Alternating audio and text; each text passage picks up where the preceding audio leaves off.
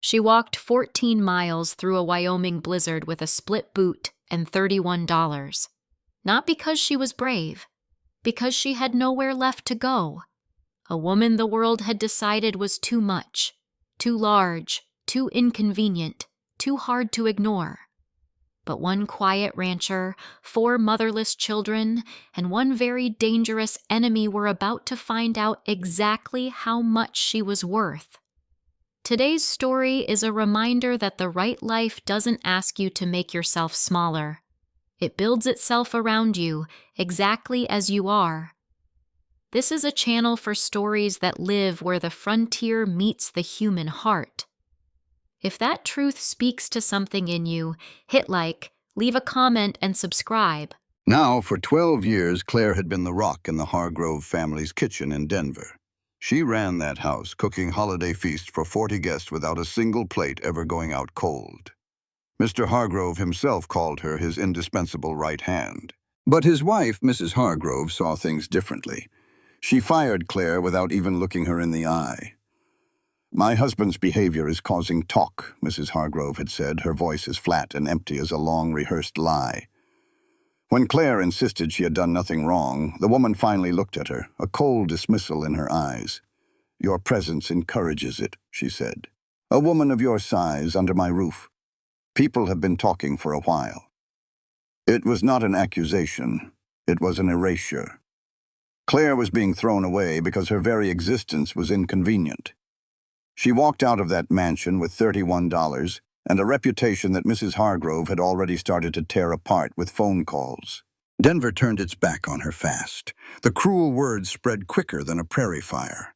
With no other choice, she pointed herself north to Wyoming territory, where she heard folks cared more about what you could do than where you came from.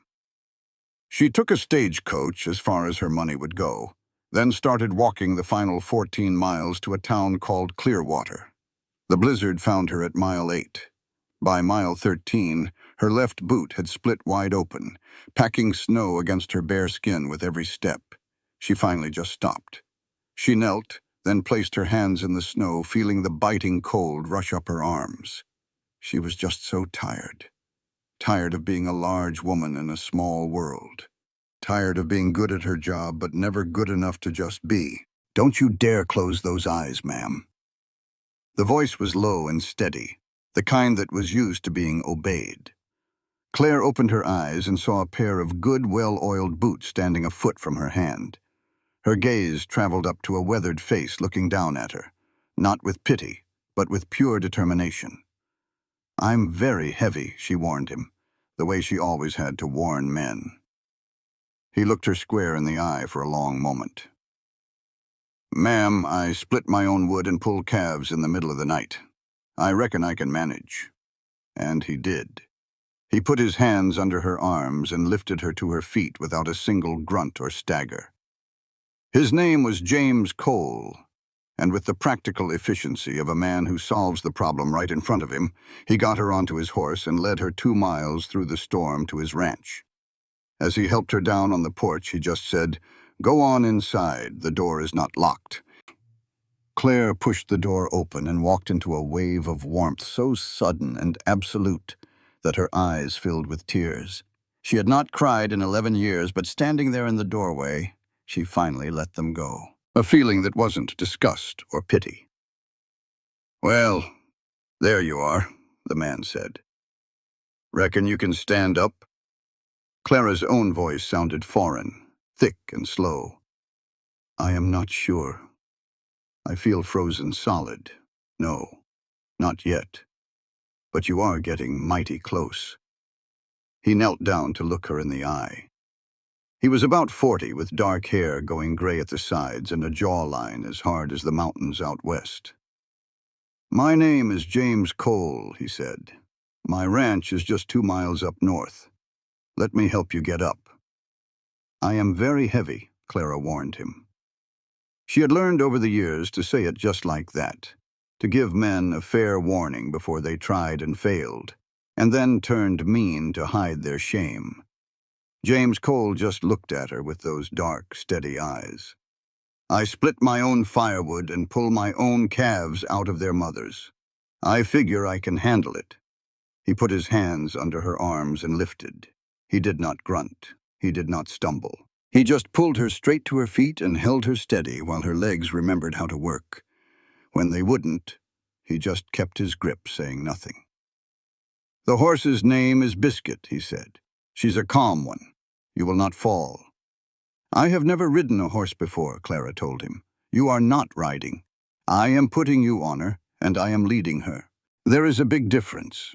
Do you have a name?" "Clara. Clara Whitfield." "All right then, Clara Whitfield." He led her to the horse with a quiet competence, like a man who just handles whatever problem is right in front of him. "When I lift, you just put your left foot in that stirrup. That is all you need to worry about." She did as he said. The whole world shifted, and then she was sitting on the warm back of the horse. James Cole was already walking, holding the reins and heading north into the wind and snow. Clara gripped the saddle with both hands and stayed silent. She was afraid that if she opened her mouth to speak, she might start to cry. She had not cried in 11 years, and she was not about to start now. The ranch appeared through the storm as a few yellow lights. They were warm squares glowing in snow-covered windows, marking a house and a barn. James led the horse right up to the porch and helped her get down. He took her full weight without a flinch and set her on her feet.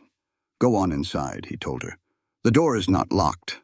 Clara pushed the door open and stepped into a wall of warmth so sudden and complete that tears filled her eyes before she could stop them. She blinked them back hard, refusing to cry. Instead, she took stock of the room. A kitchen was on her left and a big fireplace was straight ahead. The table was large enough to seat 6 people. It smelled of supper and coffee. Then she realized she was not the only one there. 4 children were standing in the middle of the room, just staring. The oldest was a girl, maybe 15, with her arms crossed and a look on her face that made her seem 40. Next to her was a boy of about 12 with his father's jaw, his eyes darting from Clara to the door. A little girl of 9 clutched a doll to her chest, her eyes wide with fear.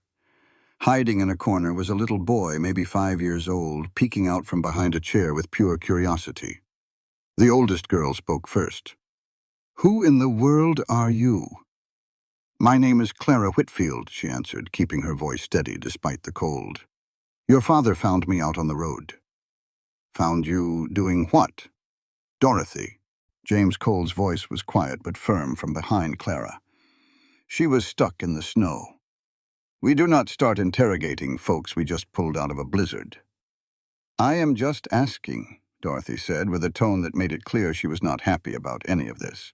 "No, you are interrogating," James said calmly as he hung his coat on a hook. "There is a difference. Samuel, go get the blanket from the chest. Ruth Ann, put some more water on to boil. Miss Whitfield needs to get warm before she needs to answer questions." The older boy, Samuel, moved right away. The little girl with the doll, Ruth Ann, stayed put, her eyes huge. The little boy in the corner stepped out from behind his chair. He walked right up to Clara and announced, "You are very big." "Thomas," James Cole warned with a father's tired patience, "that is not how we greet someone." "I was just saying," Thomas replied, like it was the most obvious thing in the world.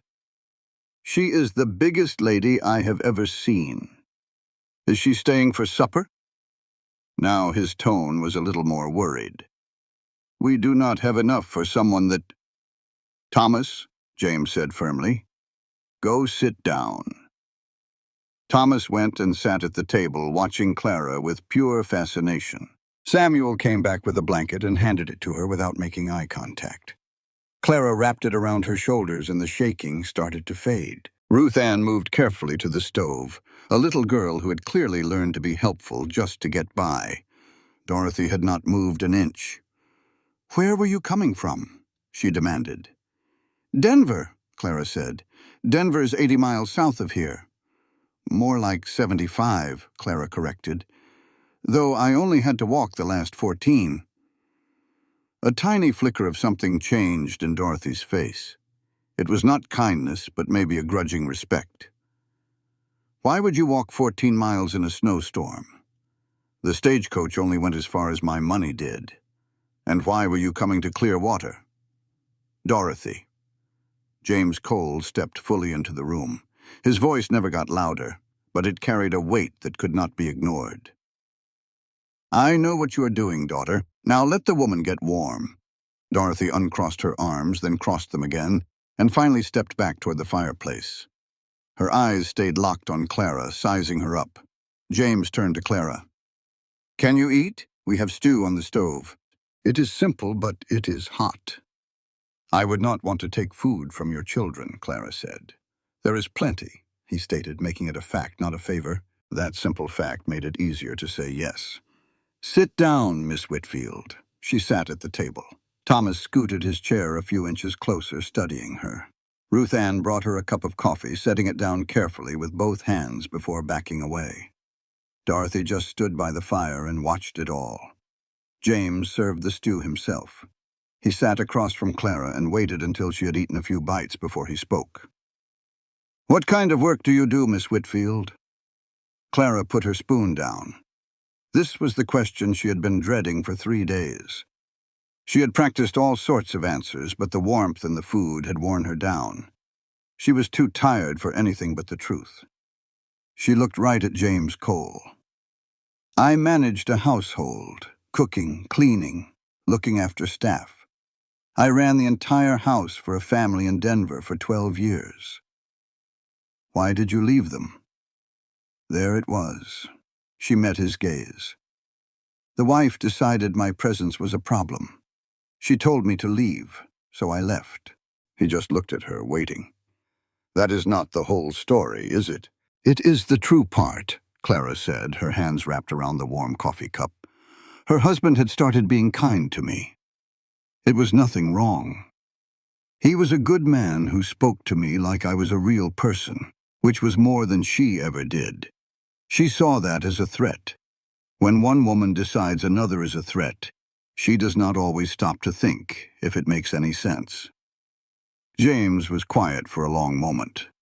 Across the table, young Thomas, who had been listening with his chin cupped in his hands, asked, What does a threat mean? It is something you're afraid of, Clara told him gently. Are you scary? He asked. Well, apparently I am to some people. Thomas thought about this very seriously. I am not scared of you, he finally declared. I can tell, Clara said with a small smile. Dorothy's sharp voice cut in from the fireplace. So you got fired. You spent all your money on a stagecoach ticket, and then you walked 14 miles in a blizzard hoping to find work in clear water? That is right, Clara said. What made you think you would find any work here? I did not know if I would, Clara answered, her voice clear and strong. I just knew there might be. And for me, might be was a whole lot better than what I had back in Denver. The wind howled something fierce outside, but inside a different storm was brewing. A rancher named James Cole, a man worn down by hardship, finally laid his cards on the table. He looked at Clara, a stranger he'd pulled from a blizzard, and told her the plain truth. He said, I have 4 children and this whole ranch to run, and I am all alone in it. He told her how 3 other women had come and gone in the last 2 years. One couldn't stand the quiet. Another lasted 3 weeks. He hesitated on the third, saying she caused a problem he wouldn't speak of in front of his kids. That's why you have to understand my question, he said. Can you stay for the long haul? I can pay $22 a month with room and board. The work is hard, and the lonesome is real. And my oldest daughter, Dorothy, well, she won't make it easy on you. The girl's voice was tight when she said, Pa.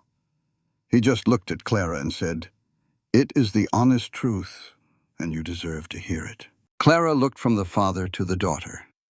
Dorothy had a hard look on her face, the kind a person gets when they are expecting the worst. Clara knew that look well. She saw little Ruth Ann on the floor, clutching her doll. She felt the weight of the young boy, Thomas, who had leaned his head against her arm. In the doorway, Samuel tried to look like he did not care, but he was not fooling anyone. Clara thought about the cold city, the closed doors, and the 14 miles of unforgiving snow. She remembered kneeling in that blizzard, so tired she nearly gave up for good. She looked back at James and said, "I can stay." Dorothy made a sharp sound. Her father turned to her. "You will be respectful," he said. "That is not a request." Dorothy shot back. "I have not said a word." Her father replied, "Not yet. Let us keep it that way for tonight." He pushed back from the table, his movements slow and sure. He was a man who knew that rushing only makes things worse. "Samuel," he said to Clara, "will show you to your room. It is small, but the kitchen stove keeps it warm enough.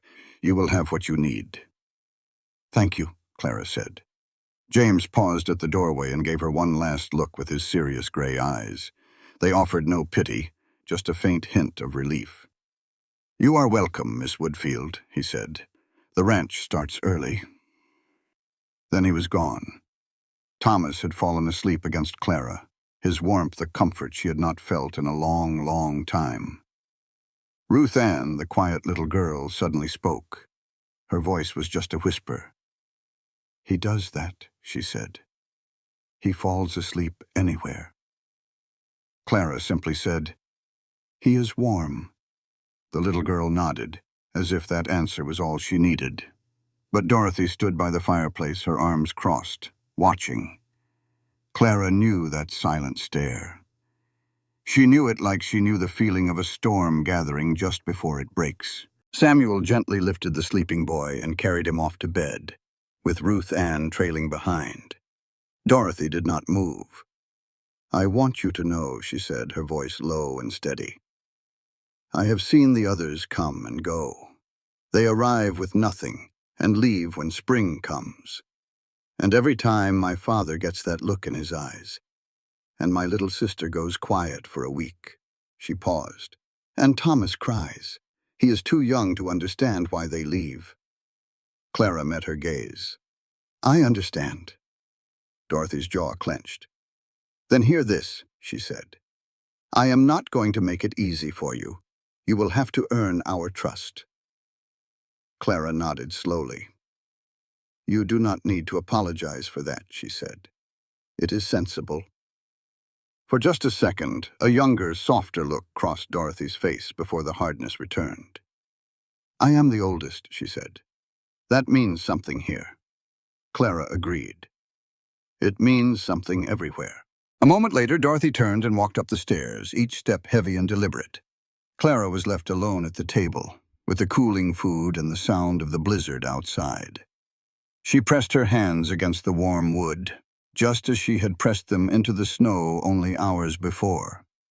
She was still a woman of 38, with no home and no family to claim her. She was the woman who had knelt in a Wyoming storm, ready to let the world end. But the table under her hands was warm, the fire in the hearth was real, and a little boy had fallen asleep on her arm like it was the most natural thing in the world. Clara washed her bowl and went to find her small room. She did not dare to hope, not yet. But as she lay on the narrow bed listening to the wind, she knew she was not trapped. For the first time in a very long time, the walls around her felt like a shelter. Clara wasn't thinking about the long drive or the cold biting her knees. She was thinking about Dorothy. A 15-year-old girl shouldn't have to carry the weight of protecting her whole family from disappointment. Clara knew that feeling all too well. She had carried it for 20 long years herself. With that thought, she finally fell into a deep, dreamless sleep. Morning in Wyoming doesn't gently arrive, it kicks the door in. Clara was up before the sun, lying in the small room off the kitchen.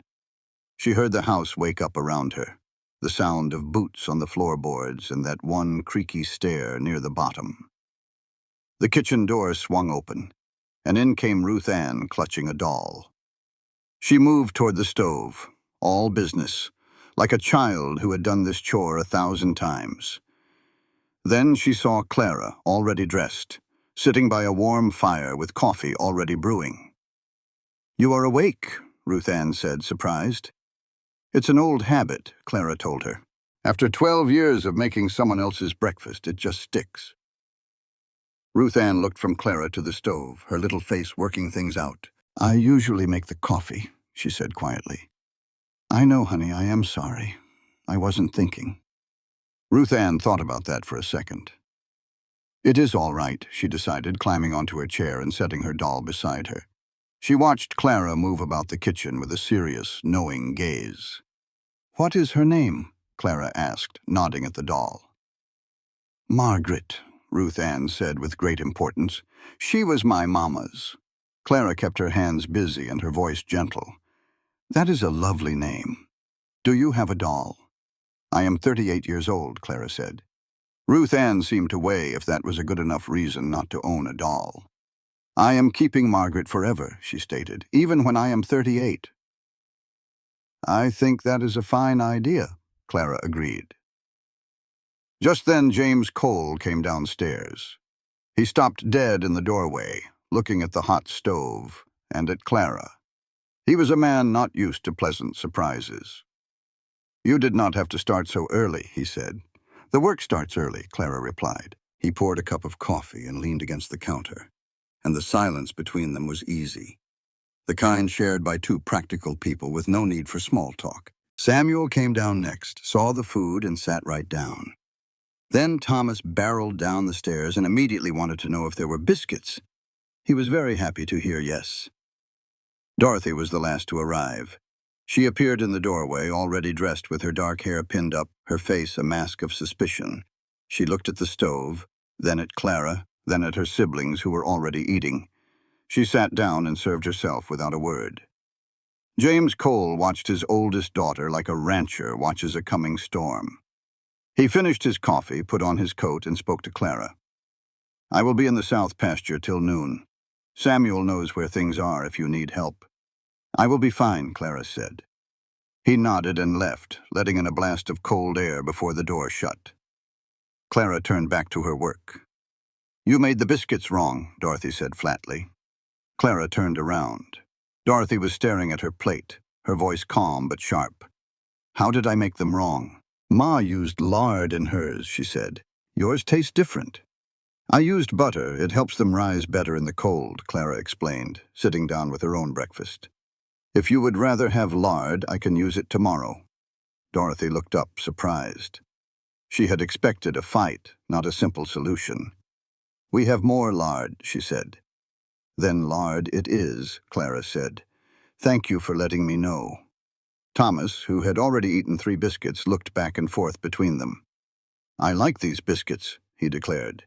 They are the best we ever had. Thomas, Dorothy warned. But they are. What is the point? Just eat your breakfast, Dorothy mumbled, turning back to her plate. That first week was all about Clara learning the ways of the house. She learned that Ruth Ann needed to feel important, not just helpful. She learned that Thomas was a happy little shadow, and that Samuel's quietness was just him thinking things through. And she began to learn Dorothy, who was like a puzzle that did not want to be solved. Dorothy was always there, watching. She watched Clara organize the pantry. She watched Clara teach Thomas how to set the table. She never said a word, just stood with her arms crossed, observing everything. On the 4th day, Clara found the ranch's account books in a tin box. They were a complete mess. It was not that James Cole was careless. He was just trying to run a ranch with almost no money. A few bad weeks could ruin them completely. She was still at the table with the numbers spread out when Dorothy came inside. Those are Pa's, Dorothy said. I know. Clara did not look up. When were these last balanced? I do them every month, Dorothy said. Then you know you are short on feed if this winter lasts. There was a long silence. I know, Dorothy said, her voice softer now. I told Pa back in November. He said he would handle it. Has he? He has been busy. Clara put her pen down and looked straight at Dorothy, who stood there looking like a cornered animal. Come look at this, Clara said gently. I have seen it.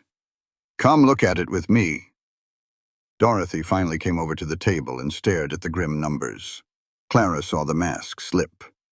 Underneath the tough act was just a worried girl who had been counting pennies for far too long.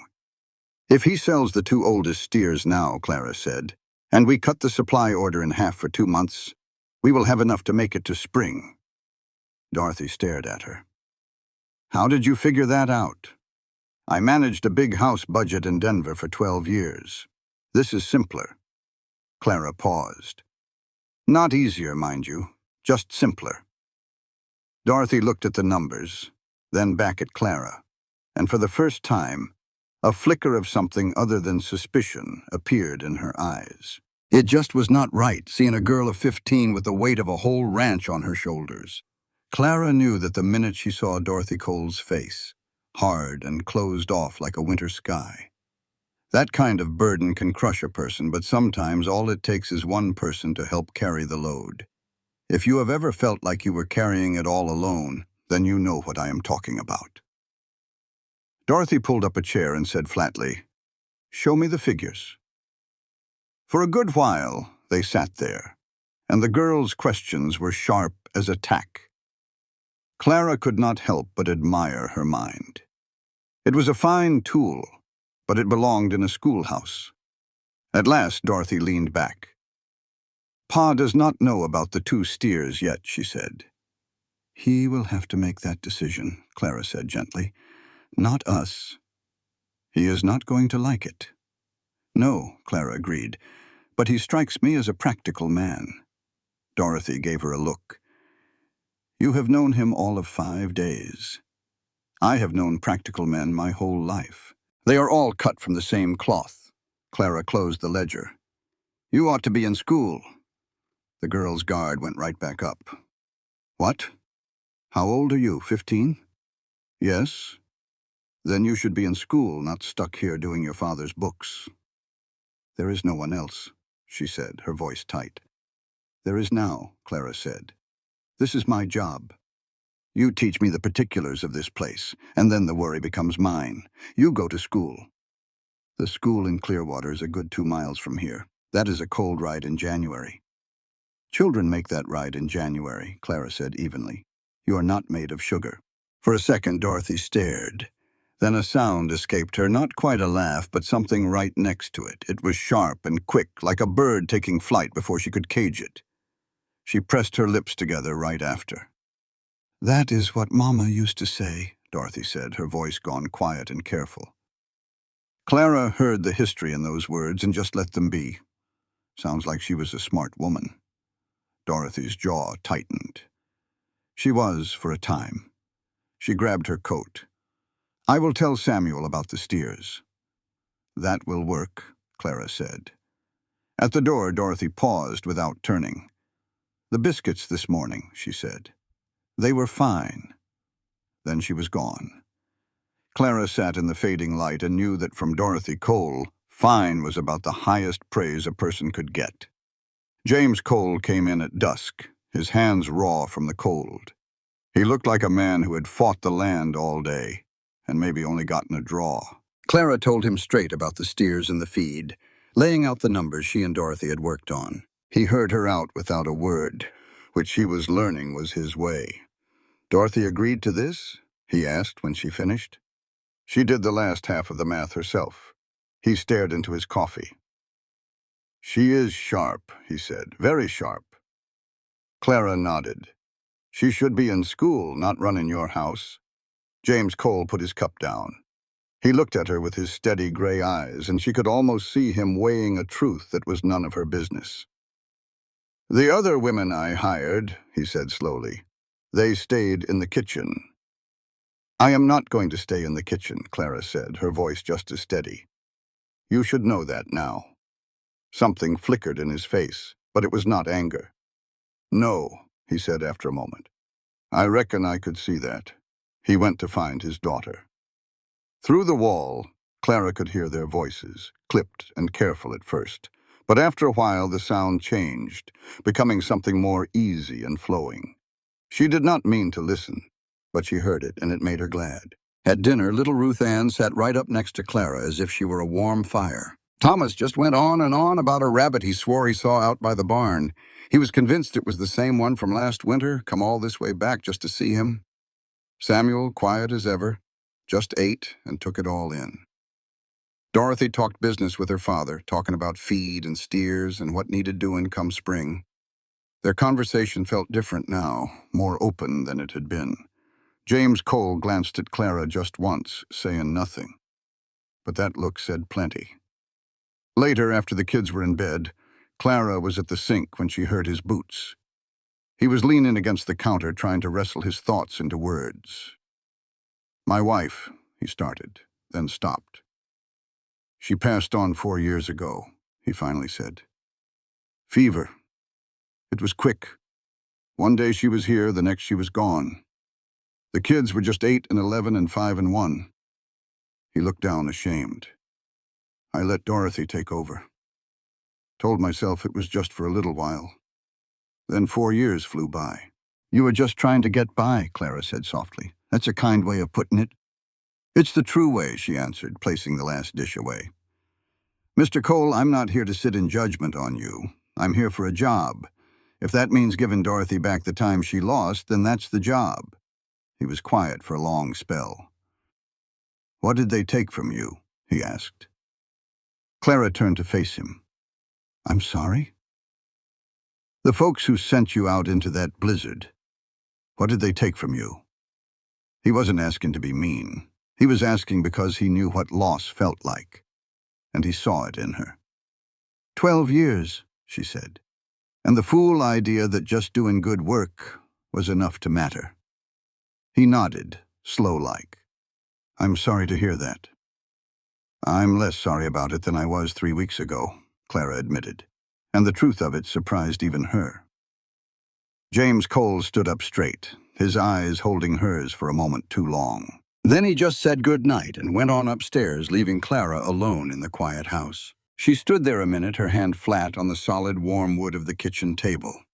It was too soon to put a name to any of this. She'd learned the hard way not to mistake a little kindness for a permanent home. But she was here, and that table was still warm. Upstairs, little Ruth Ann was asleep, clutching that doll with her mother's name on it. That had to mean something. She banked the fire for the night and went to her room. Lying in the dark, she listened to the Wyoming winter pushing against the house. She wasn't exactly hoping, but she wasn't closing the door on it neither. Maybe for now, that was plenty. Come Thursday of the next week, James Cole had to send in for supplies. He asked Clara if she needed anything from town. It was little Ruth Ann at breakfast who piped up and said they should all go. Thomas hollered his approval right away. Samuel just put his coat on. Even Dorothy, who was watching from the doorway, didn't say no. Clara hadn't set foot in town since she'd gotten there. She hadn't given it much thought, being so busy learning the ways of the ranch. But she saw the look on Ruth Ann's face. It was the hopeful look of a child who wants something small but is scared to ask. And so she said yes. The wagon ride to Clearwater took a good 40 minutes. Thomas sat up front between them, giving a report on every rock and tree they passed. In the back, Samuel watched the world go by while Ruth Ann held her doll tight. Dorothy sat straight, her eyes peeled on the road ahead. James Cole didn't say much, and that was fine by Clara. She was getting used to his brand of silence. Clearwater looked sturdy from a distance, but up close you could see it was held together with hope and hard work. James Cole pulled the wagon up to the general store. Clara climbed down herself before he could get around to help her. It wasn't pride, just the habit of a woman who'd learned not to wait.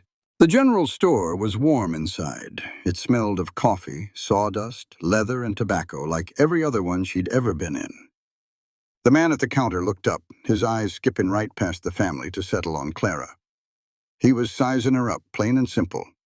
"Cole," the man said. "Didn't expect you in." "Needed some things," James said, handing him the list.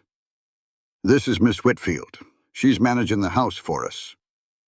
The man gave Clara a slow nod, taking in this new piece of information to chew on later.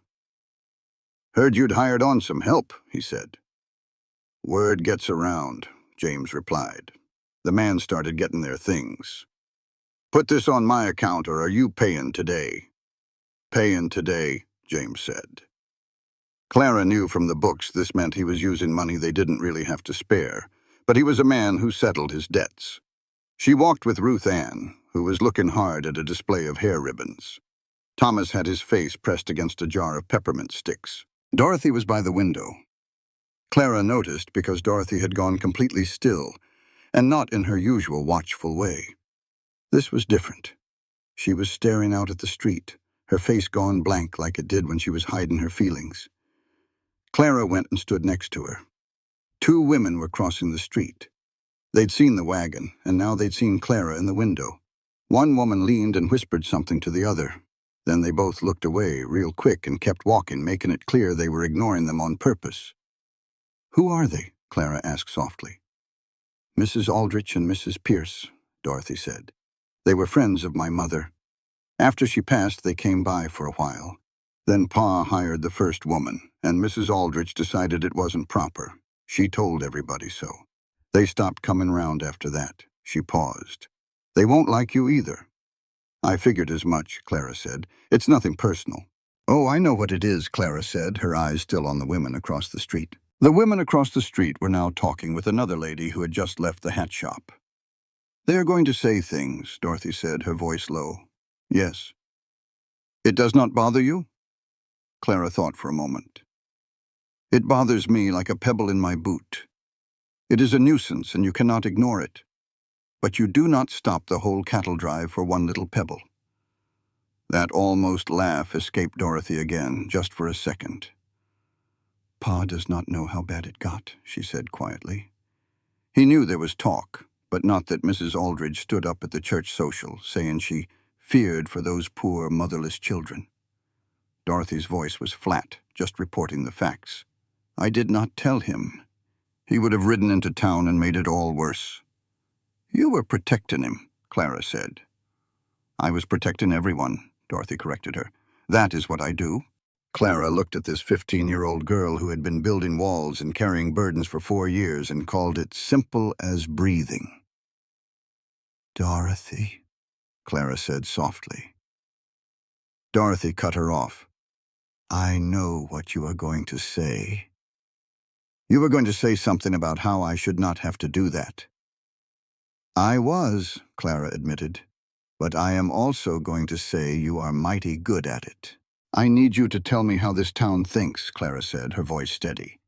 "So I know what I'm walking into." Dorothy gave her a look that started as surprise, but settled into a grudging respect.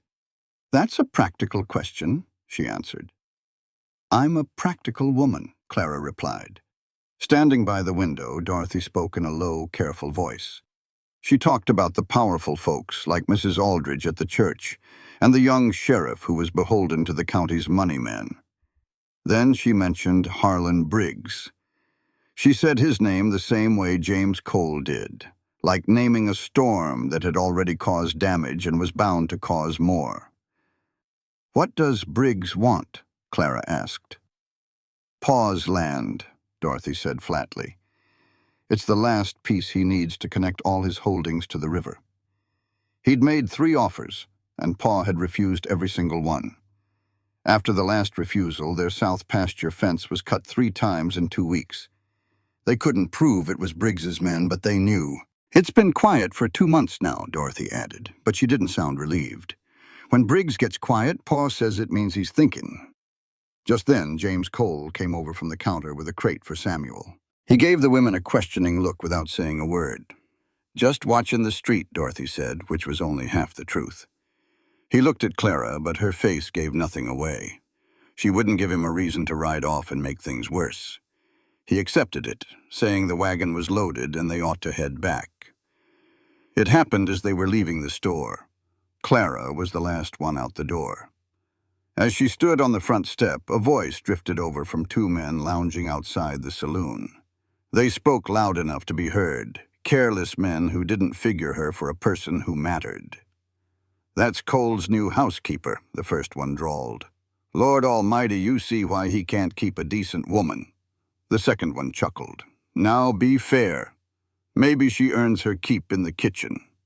James Cole's voice cut through the air from behind Clara. It was quiet, but it was so full of cold danger that both men fell silent right away. "That's enough," he said. Clara didn't turn. She just stepped down to the wagon, her back straight and her chin high. Her face was a perfect mask, a skill she'd learned over 38 years of being a large woman in a world that felt it had a right to judge. She climbed onto the wagon seat, hiding the cost of her composure. The boy, Thomas, scrambled up beside her and leaned against her arm. "There's a dog over there," he said, pointing. "Did you see him? He's brown. I think his name might be Gerald." "I didn't see him," Clara said softly. "Why would you think his name is Gerald?" "He just looks like a Gerald," Thomas said, completely sure of himself. James Cole got up on the other side and took the reins, saying nothing. But as they pulled away from town, Clara felt his hand rest on hers for just a second. It wasn't a squeeze, just a brief, firm touch that said, "Just wait." Then he clucked to the horses, and they headed north toward home. That night, long after the children were asleep, Clara found Dorothy sitting in the dark on the stairs. "Those men," Dorothy said without looking up. "Did you hear what they said?" "I heard them," Clara said. "Pa nearly lost his temper," Dorothy whispered. "I saw it on his face." "But he held it," Clara reminded her. "This time," Dorothy's voice was tight, "that's how Briggs works. He doesn't fight you head on. He just slowly lets the air out of everything. The whispers, the cut fences, the funny looks in town. He makes it harder to stay than to leave." Clara sat on the step below her. The house was still, and the fire was burning low. "How do you know it's him?" she asked. "I overheard them after the third offer," Dorothy confessed, looking at her hands. "Briggs told Pa he was a patient man, that every man has a breaking point. He said the only question was whether Pa broke before or after the bank did." "The bank?" Clara asked. "Pa took out a loan to get through the winter. The note is due in April." Dorothy's voice was cold and steady, like someone who had stared at a hard truth for too long. "I've gone over the books. If the spring shearing goes well, and if beef prices hold, we'll have just enough. But Briggs knows about that note. He knows everything that happens in this county. He waits, and he lets you know that he knows. It makes you tired carrying all that fear." Clara let that sink in. The wind howled low outside, a lonely sound in the dark. "Dorothy," she said gently, "how long have you been carrying this all by yourself?" "It's my job to—" "How long?" Clara asked again, her voice firm but kind. Dorothy was quiet for a long moment. "Since the third offer," she finally said, "about 8 months. 8 months of this 15-year-old girl watching over her family like a lone sentry, holding back a flood all by herself." "You were just trying to protect him," Clara said, understanding. "But your father is a grown man. That note, and that threat from Briggs, is not your burden to carry alone." Clara went to the kitchen and came back with the account book and the deed to the land. For the next hour they sat together under a single lamp, and Clara, the practical woman, read every line. And then she saw it. A small detail, an old clause about water rights from the river. It was the key. The next day, Clara laid out the plan for James Cole. It was simple, and it was brutal. They weren't just going to pay the note. They were going to break Harlan Briggs, the smartest person in this whole family, but being the smartest or the one who sees the most don't make a burden yours to carry. You see the difference? Dorothy just stared at the far wall, her throat tight. "He has to know," Clara said softly, "about that banknote, about the words you overheard from Briggs. What if it breaks him?" Dorothy's voice was barely a whisper, and she hated how small it sounded.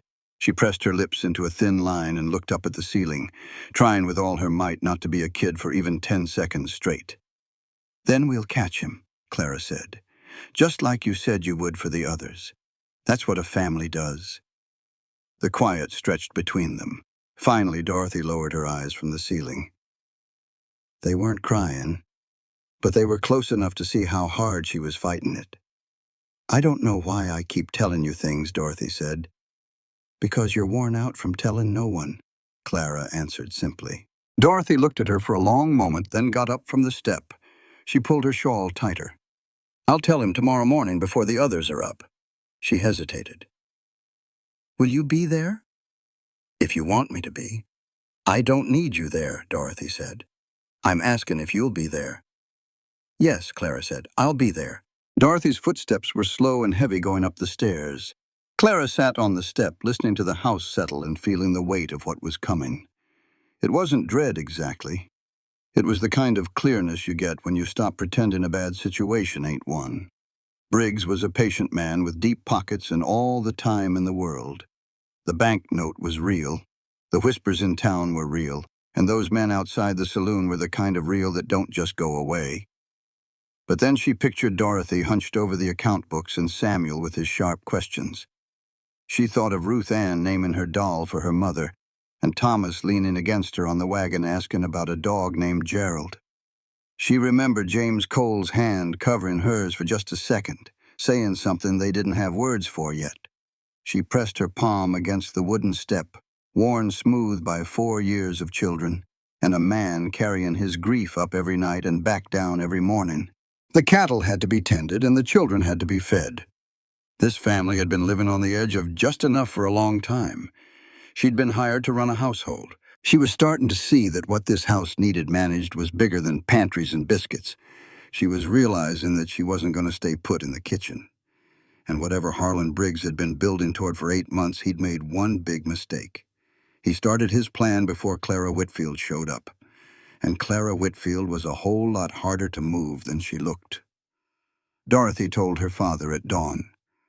Clara was at the stove when they walked in. Dorothy came first, her face set like stone.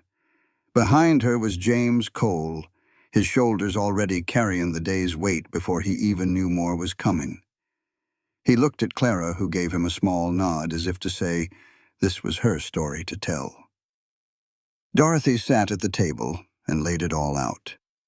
The conversation she'd heard, Briggs' patient threats about the bank, the 8 long months she had known, and the numbers she'd been running since November, always looking for an answer that just wasn't there. James Cole sat and listened without a word. His face got that complete stillness Clara knew so well, the look of a man thinking hard on the inside. When Dorothy finished, the only sounds were the stove and the wind whistling under the door. 8 months, he said. Yes, Dorothy answered. You've carried this by yourself for 8 months. I didn't want to.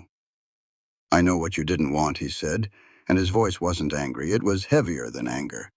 Dorothy, I'm your father. I know that. Then you know that's my weight to carry, not yours. He looked down at his own hands on the table.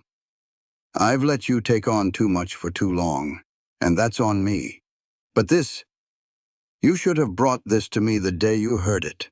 Dorothy's chin lifted. You would have done something. Yes, he said. I would have. That's the whole point. Something that might have made Briggs move faster, or something that might have stopped him cold. James Cole looked straight at his daughter. You're smart, Dorothy. The smartest person on this ranch, but you're 15, trying to outthink a 50-year-old man with the whole county in his pocket. This stops today, James said, his voice low but solid as a rock. For just a second, you could see the tired relief on Dorothy's face before she tucked it away. What are you going to do? She asked. I'm going to think, he said. Then I am going to handle it. And you are going to let me. He turned to Clara. You knew about this? She told me last night, Clara said. I told her you needed to know. James gave one sharp nod. That was all it took. When Samuel appeared in the doorway, he knew something was wrong. What happened? Sit down, son, his father told him. There are things you need to understand. So James laid out the whole ugly business with Briggs and the banknote. Samuel listened, still and focused, just like his father. When the story was done, he said, Bill Marsh at the land office. He was a friend of Grandpa's. He sure does not like Briggs. James looked at his son, surprised. How do you know that? Samuel answered simply, I listen. The plan started coming together over the next 3 days. James rode to see Bill Marsh, who confirmed their worst fears. Briggs had been poking around the banknote, which was legal, but he had also been having some highly unusual talks with the bank manager. James came home looking like a man who went hunting for a snake and found a whole den of them. That night he told Clara and Dorothy, he is not just waiting for me to fail. He is actively making sure of it. Marsh said the bank manager owes Briggs a favor from 3 years back. If I go in there in April needing 2 more months, the answer will be no before I even finish asking. So you cannot ask for more time, Dorothy said. Or, Clara spoke up, you find a different bank. They both stared at her. There is a federal savings office over in Laramie, she explained.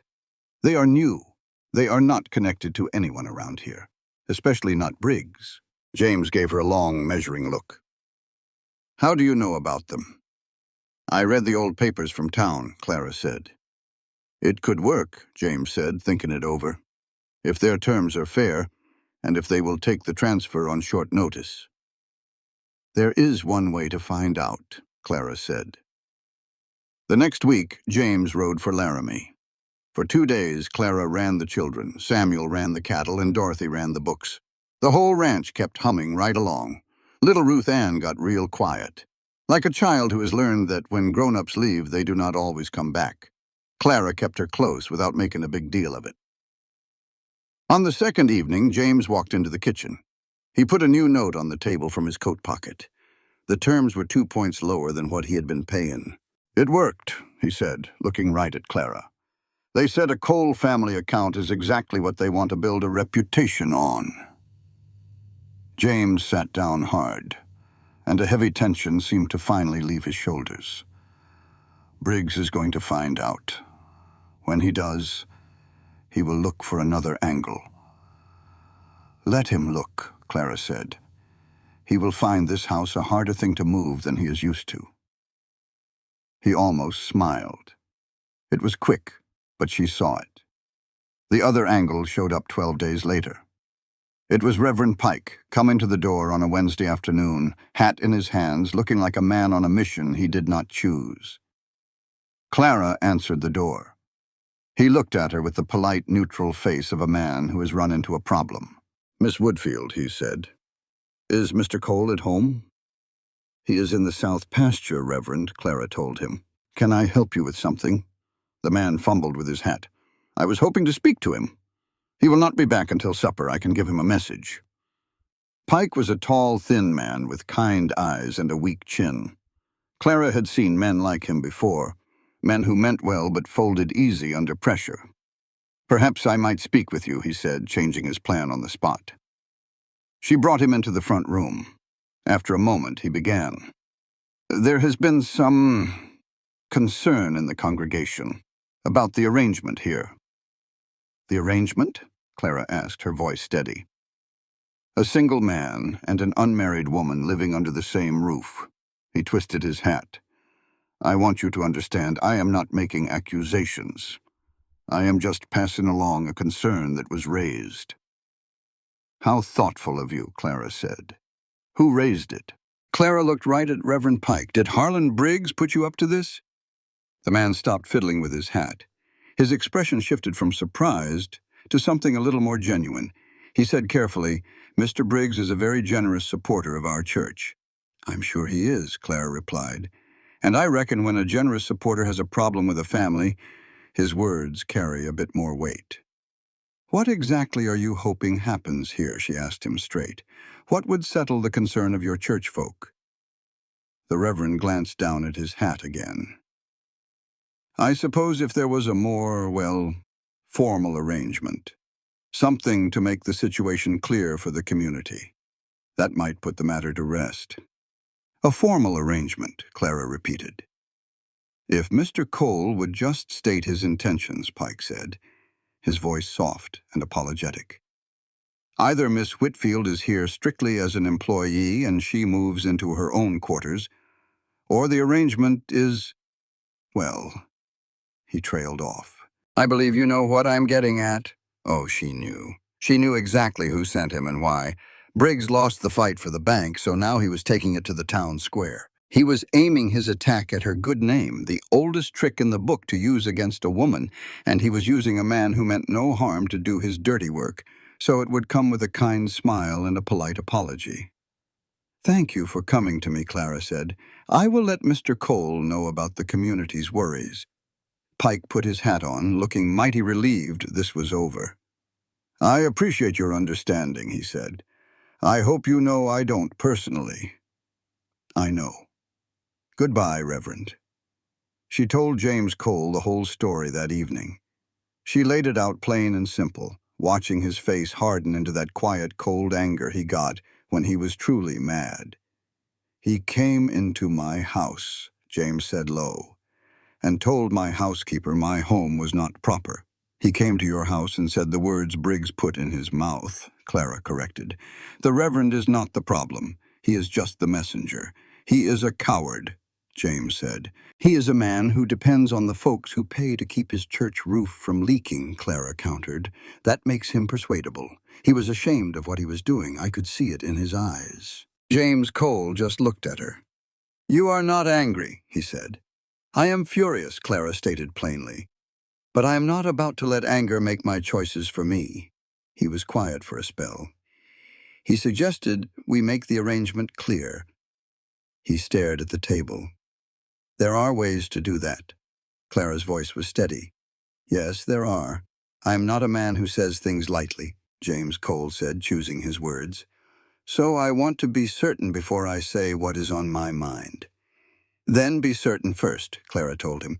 "That is the proper way." He looked up at her. "That might not be the proper way if Briggs makes his next move before I am ready." "James," she said. It was the first time his given name had left her lips, and they both felt the weight of it. "I am not going anywhere. Whatever you need to say will be just as true next week. Say it when you mean it. Not a moment sooner." He looked at her with an expression she did not dare to name, but she tucked it away somewhere safe. "All right," he said. Just then Dorothy stood in the kitchen doorway, her face a mixture of emotions. "Pike was here about Briggs," she said. "It was not a question." "Yes," her father answered. "What are we going to do?"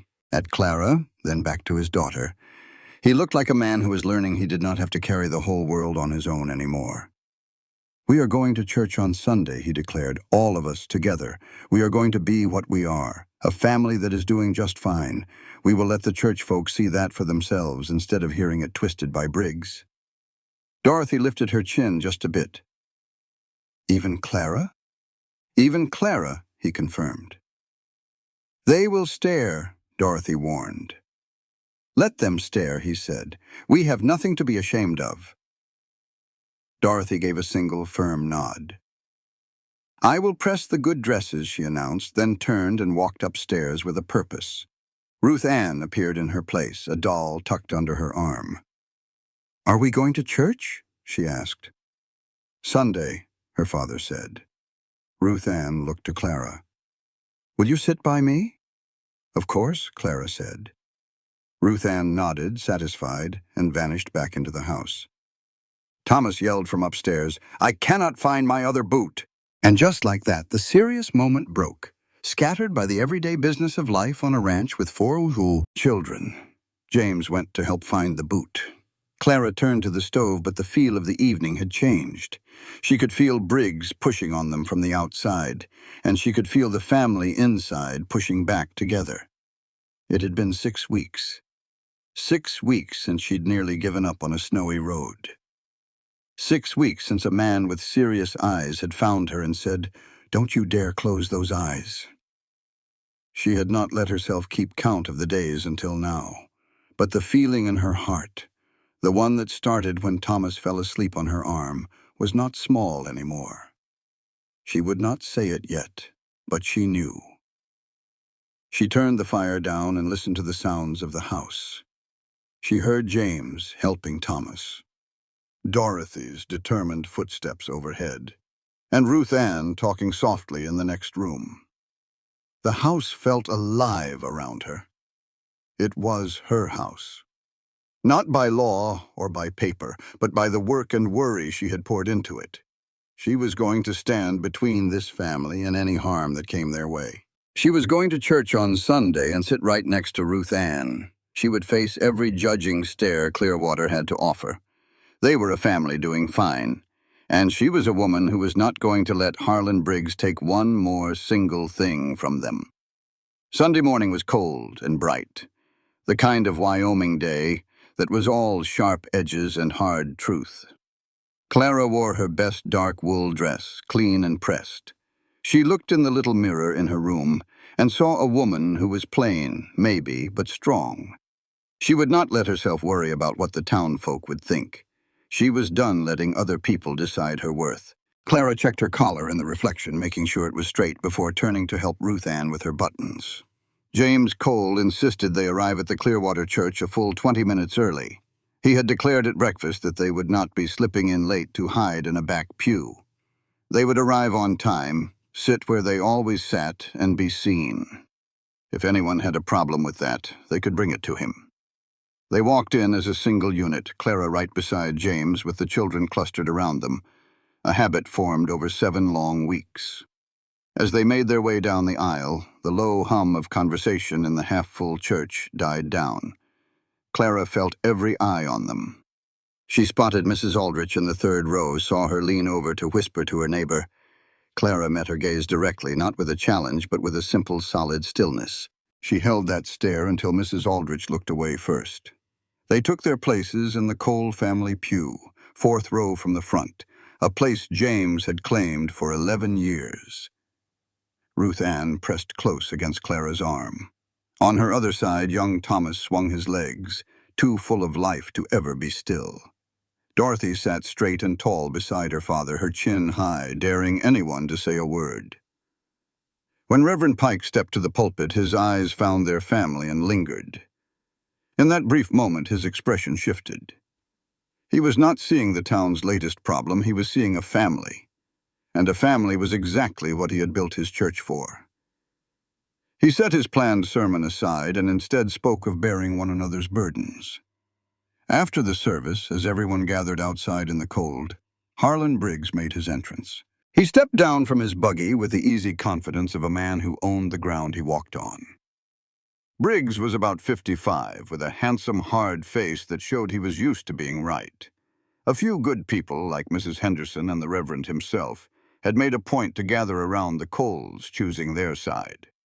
Briggs walked through them as if they were nothing but weeds. "Cole," he said, his smile all sugar and no warmth. "I did not know you had become a church-going man again." "We have always been church-going," James answered, his voice level and his eyes cold. Then Briggs turned that assessing gaze on Clara, sizing her up the way a man prices livestock. "And this must be your housekeeper," he said. "This is Miss Whitfield," James corrected him firmly. Briggs aimed his smile at Clara. "I have heard interesting things about you. You came a long way to find work." "Work is where you find it," Clara replied, her voice even. "I see," he said, letting the silence stretch. "I just hope Cole is treating you fairly. A woman in your particular circumstances deserves a stable position." Clara felt that old, familiar urge to make herself smaller, to apologize for taking up space. She felt it rise, and then she let it fall away. "Mr. Briggs," she said, her voice pleasant as you please, "I understand you have been patient. You have waited 2 years for Mr. Cole to break, for the bank in the town talked to wear him down so he would sell his land to you. That is a long time to wait for something that is not going to happen." Briggs' smile became a fixed, deliberate thing. "I do not know what you think you know. I know the banknote was moved to federal savings 3 weeks ago," Clara said calmly. "The terms are better and the manager has no ties to you. The south pasture fence has been repaired and we have witnesses. And I believe the Reverend's sermon today was quite clear about the standing of this family." She paused. "You have lost your angles of attack, Mr. Briggs. I would think carefully before trying a new one." The smile was completely gone now, replaced by the cold fury of a man not used to being defied. "You are a housekeeper," he snarled. "Yes," Clara said, "and you are a bully with a lawyer. We are both exactly what we appear to be." In that instant, Samuel, standing behind his father, let out a bark of a laugh that he poorly disguised as a cough, and James Cole stepped forward. He did not step in front of Clara, but right beside her, closing the distance between them so they stood shoulder to shoulder. "You heard her," James said. "We are done here." Briggs stared at the two of them, standing together like a fortress with 4 children behind them, and a whole congregation watching. He made a quick calculation of what it would cost him to push further, right here, right now, and found the numbers were not in his favor. He put his hat on his head, turned without a word, and drove away. A collective breath was released across the churchyard. On the wagon ride home, nobody spoke for the first mile. The bright, cold afternoon was too full of what had just happened. Young Thomas burrowed between them, finally broke the quiet by offering them both a peppermint. "You did not have to do that," James said after a while. "I know," Clara said. "He was using me to get to you," she said, looking at the road ahead. "He was counting on me to fold, so you would have to defend me, and the whole thing would become ugly and personal. I did not fold." "No," James agreed quietly. "You did not." He was silent for another quarter-mile as Thomas finally gave in to sleep and leaned against Clara's arm. "I have been thinking," James said, "about what I told you I needed to be sure about." Clara felt her heart give a thump, but she kept her face perfectly still. "And?" she prompted. "I am sure," he said. The words settled in the cold air between them, simple and strong. They were two people who understood that important things did not need decoration. "Then say it," Clara said softly. He turned and looked at her. Really and truly looked at her. He looked at her then, seeing her in a way no one else ever had. "I want you to stay," James said, his voice serious. "Not as hired help, as my wife, as their mother, as the person I want standing next to me for whatever comes next." He paused. "I know this is not a romantic speech. This ranch is hard and the winters are long." "James," Clara said, stopping him. He went quiet. "Yes," she said, her voice clear and strong. "That is my answer. Yes." In the wagon behind them, Dorothy made a small sound that was pure, happy crying. Samuel just said her name softly. And Grace whispered with great dignity, "I knew it." From under a blanket, a sleepy Thomas asked, "Does this mean Clara is staying forever?" Without taking his eyes off her, his father said, "Yes." Thomas sighed. "Good." And he went right back to sleep. They were married 6 weeks later on a Saturday in April. House instead of the church. Clara said she'd rather be married in the place she planned to spend her life. Reverend Pike officiated with a surprising warmth, as if marrying two people who truly meant it reminded him why he'd taken up the calling. The children stood up with them. Dorothy stood by her father in her good dress. Samuel stood next to Clara, quiet and solemn, accepting the whole thing. Ruth Ann held the baby and just cried, not even trying to hide it. And Thomas stood in front of Clara and leaned against her, holding her hand behind her back where everyone could see. Folks came from town, the ones who had decided which side of things they stood on. Mrs. Aldrich did not come, and that was just fine. Some fences get mended and some don't. The vows were simple. James Cole said he would see her and value her for all his days. Clara said she would stay, that she had chosen this family and wouldn't run from the hard days, because she'd already seen the hardest, and found what was on the other side was worth it all. When it was over, Thomas asked, "Is she our mother now?" And his father said, "Yes." Thomas turned and wrapped his arms around Clara's middle, like he'd known all along this was how it would end. Clara hugged him back and felt the others join in. Ruth Ann came first, then Samuel's arm, brief and firm, around her shoulders. Last came Dorothy. She didn't hug, but she put her hand on Clara's arm and held it there. Some things between people who understand each other don't need saying. That evening, They sat on the porch in the late April dark, coffee grown cold in their hands. The big Wyoming night was all around them, full of stars. "What are you thinking?" he asked her. Clara looked out at the land, at the new barn and the straight fences. She thought about the long road from Denver through employment offices and a blizzard that had finally brought her here. Clara thought about the road she had walked to get here, about kneeling in the snow, ready to give up.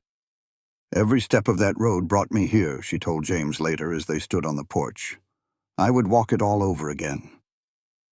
He put his hand over hers on the railing, and this time he didn't move it away. Their plan had worked better than they'd hoped. Briggs needed that water, and he had assumed the rights came with the land. When James Cole told him those rights were being leased to a rival rancher, Briggs had no choice but to buy the Cole family out of that lease for a price that was 10 times the value of the banknote. He was beaten, clean, and quiet. The worst was finally behind them. Now came the growing season, the good work of building something that would last. Clara Whitfield had arrived with nothing but the clothes on her back, so tired she nearly let the winter take her. She was glad she got back up. She was glad a man with quiet, gray eyes had found her and told her not to dare give in. The right life doesn't make you shrink to fit inside it. It builds itself around you just the way you are. And for the first time, Clara felt she had all the room she would ever need.